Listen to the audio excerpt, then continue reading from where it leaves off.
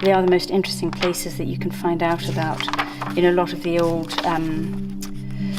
these old friezes and old ornaments will show you plants. In some of the mouldings and some of the sculptures, the botanical detail is so exact that we know exactly what plants they had there. It really is quite fascinating to find that out. But you can also see from pollen remains, you can get to see what plants are buried in different layers, and depending on whether you're the top layer, which is generally aerobic, or bottom layers, which are anaerobic, they're preserved at different times. Built structures will be quite heavily preserved. They don't change that much over time, so we can use them a lot in maps to know where they were, and the planting around them might change. So very often, the type of a garden, the style of a garden is very often linked with the style of the house, a Georgian house, a Georgian garden, a Tudor house, a Tudor garden.